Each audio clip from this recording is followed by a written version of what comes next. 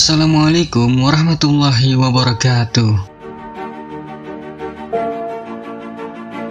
Para ulama sepakat bahwa sholat tarawih hukumnya adalah sunnah atau dianjurkan. Bahkan menurut ulama Hanafiyah, Hanabilah, dan Malikiyah, hukum sholat tarawih adalah sunnah muakkad atau sangat dianjurkan. Sholat ini dianjurkan bagi laki-laki dan perempuan. Sholat tarawih merupakan salah satu syiar agama Islam. Imam Asy-Syafi'i, mayoritas ulama Syafi'iyah, Imam Abu Hanifah, Imam Ahmad, dan sebagian ulama Malikiyah berpendapat bahwa sholat tarawih lebih afdal dilaksanakan secara berjamaah sebagaimana dilakukan oleh Sayyidina Umar bin Khattab radhiyallahu anhu dan para sahabat. Namun jika situasi dan kondisinya tidak memungkinkan untuk sholat berjamaah di masjid, maka sholat tarawih bisa dilaksanakan di rumah secara berjamaah ataupun sendiri. Lantas, mengapa sholat sunnah tarawih itu sangat dianjurkan untuk dilakukan? Ternyata ada beberapa riwayat yang menjelaskan tentang keutamaan dari sholat tarawih ini, yang mungkin saja bisa membuat kita terkejut, bersyukur, dan bertambah semangat dalam melaksanakan sholat sunnah tarawih ini. Dan inilah keutamaan sholat tarawih pada malam pertama sampai malam ke-30. Maka simak terus video ini sampai akhir hanya di channel Leas.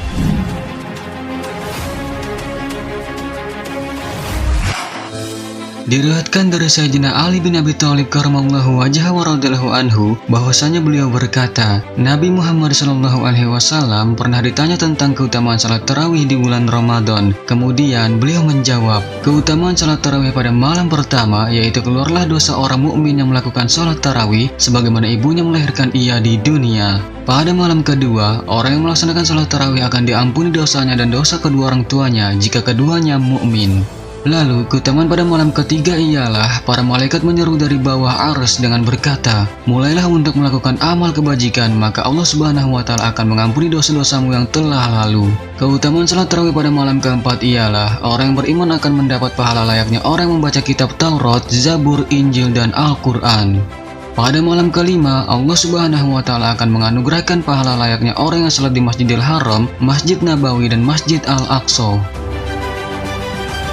Lalu, keutamaan salat tarawih pada malam ke-6 yaitu Allah Subhanahu wa Ta'ala akan memberikan padanya pahala seperti pahala bagi orang yang melakukan tawaf di Baitul Maqmur dan bebatuan memohonkan ampunan baginya. Pada malam ke-7 ialah bagi yang melaksanakan salat tarawih seakan-akan menemui zaman Nabi Musa alaihissalam dan menolongnya dari serangan bala tentara Fir'aun dan Haman.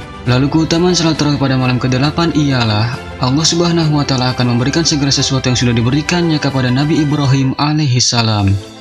Pada malam ke-9, orang yang salat tarawih mendapat pahala seperti layaknya pahala ibadah yang dilakukan oleh para nabi. Pada malam ke-10, Allah Subhanahu wa Ta'ala akan memberikan kebaikan dunia dan akhirat bagi yang salat tarawih. Lalu keutamaan salat tarawih pada malam ke-11 ialah bagi orang yang salat tarawih kelak ia akan keluar dari dunia seperti hari di mana ia baru dilahirkan dari rahim ibunya. Lalu pada malam ke-12 ialah dia akan berjalan di hari kiamat dengan wajah yang bersinar bagaikan rembulan di bulan purnama. Pada malam ke-13, pada saat hari kiamat tiba nanti, yang pernah melaksanakan salat tarawih akan selamat dari segala macam keburukan. Keutamaan salat tarawih pada malam ke-14 ialah malaikat menjadi saksi bagi yang tarawih sehingga kelak di hari kiamat nanti dia tidak perlu dihisab atau dihitung amalnya. Kemudian pada malam ke-15 ialah seluruh malaikat dan malaikat yang menyangga arsy bersama-sama mendoakan keselamatan pada orang yang salat tarawih. Keutamaan salat tarawih pada malam ke-16 yaitu Allah Subhanahu wa Ta'ala kelak akan menulisnya termasuk ke dalam golongan orang yang selamat dari api neraka dan mendapat keberuntungan masuk surga. Pada malam ke-17 yaitu yang pernah salat tarawih akan diberi pahala seperti layaknya para nabi.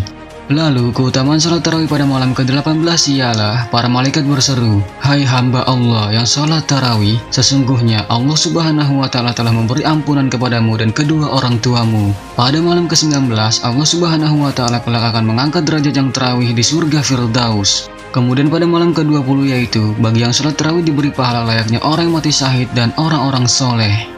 Lalu keutamaan salat tarawih pada malam ke-21, Allah Subhanahu wa Ta'ala kelak akan membangunkan untuknya sebuah rumah yang terbuat dari cahaya di surga. Pada malam ke-22, jika hari kiamat kelak tiba, maka yang salat tarawih akan selamat dari segala bentuk kesusahan dan kebingungan. Dengan kata lain, mereka akan aman. Fadilah salat tarawih pada malam ke-23 ialah Allah Subhanahu wa Ta'ala akan membangunkan sebuah kota di surga, tentunya bagi orang yang salat tarawih. Lalu, keutamaan pada malam ke-24 ialah, bagi yang sholat tarawih, Allah Subhanahu wa Ta'ala akan memberikan 24 doa yang akan dikabulkan. Keutamaan sholat tarawih pada malam ke-25, Allah Subhanahu wa Ta'ala akan menghilangkan siksa kubur untuknya. Pada malam ke-26 ialah, Allah Subhanahu wa Ta'ala akan meningkatkan baginya pahala selama 40 tahun. Keutamaan sholat tarawih pada malam ke-27 ialah, tiba di hari kiamat kelak, dia akan melewati jembatan Shiratal Mustaqim seperti kilat yang menyambar. Lalu keutamaan pada malam ke-28 ialah Allah Subhanahu wa Ta'ala mengangkat 1000 derajat baginya di dalam surga. Pada malam ke-29 yaitu Allah Subhanahu wa Ta'ala akan memberikan pahala 1000 kali ibadah haji yang diterima. Dan sedangkan keutamaan salat tarawih pada malam ke-30 ialah Allah Subhanahu wa Ta'ala berfirman, "Wahai hambaku, makanlah buah surga, minumlah minuman surga, mandilah dari air surga. Aku Tuhanmu dan kamu hambaku."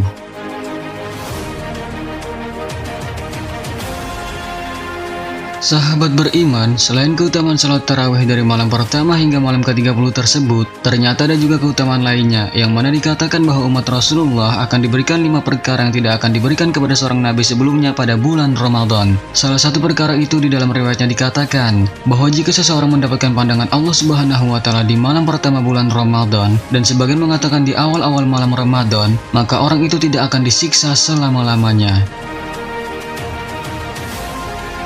Diriwayatkan dari Sayyidina Jabir bin Abdullah radhiyallahu anhu bahwa Rasulullah shallallahu alaihi wasallam bersabda, "Pada bulan Ramadan, umatku diberikan 5 perkara yang tidak diberikan kepada seorang nabi sebelumnya. Pertama, bila datang awal malam Ramadan, Allah Azza wa Jalla melihat mereka, dan barang siapa yang dilihat oleh Allah, dia tidak akan mendapatkan azab selamanya."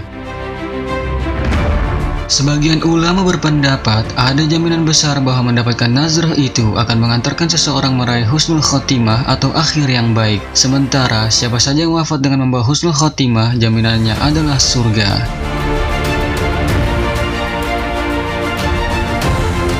Lalu yang kedua, bau mulut mereka di sore hari saat berpuasa lebih harum di sisi Allah daripada aroma minyak kasturi. Yang ketiga, para malaikat memohonkan ampunan untuk mereka siang dan malam. Lalu keempat, Allah Azza wa Jalla telah menyuruh surga. Dia berfirman kepada surganya itu, "Bersiap-siap dan berhiaslah untuk hamba-hambaku. Sudah dekat waktunya mereka hamba-hambaku itu beristirahat dari kesusahan dunia menuju rumah dan rahmatku." Dan yang kelima, bila telah tiba akhir malam Ramadan, Allah mengampuni dosa mereka semua. Lalu seorang sahabat bertanya, apakah itu yang dimaksud dengan Lailatul Qadar atau malam keagungan? Maka Rasulullah menjawab, lain. Tidakkah kamu melihat para pegawai atau buruh? Bukankah jika telah rampung pekerjaannya, mereka disempurnakan gajinya atau mendapatkan bonus? Hadis riwayat Baihaqi. Sahabat beriman, kita seharusnya benar-benar patut bersyukur kepada Allah karena telah dijadikan oleh Allah Subhanahu wa Ta'ala sebagai umat Rasulullah Shallallahu alaihi wasallam, yaitu umat dari seorang mulia yang merupakan pemimpin para nabi dan rasul. Bagaimana tidak, karena sebab kemuliaan Rasulullah Shallallahu alaihi wasallam lah kita mendapatkan kemuliaan dan keutamaan yang tidak diberikan kepada umat-umat terdahulu. Sampai-sampai telah berkata Sayyidil Walid Al-Habib Abdurrahman bin Ahmad As-Segaf, alangkah wajibnya kita bersyukur dengan syukur yang tiada bandingnya, karena Allah Subhanahu wa Ta'ala telah menjadikan kita umat Nabi Muhammad Shallallahu alaihi wasallam. Sungguh satu umat Nabi Muhammad Shallallahu alaihi wasallam bila ditimbang dengan seluruh umat Nabi yang lain sedunia, maka tidak akan mengalahkan satu umat Nabi Muhammad Shallallahu alaihi wasallam itu. Maka nikmat mana lagi yang kita cari?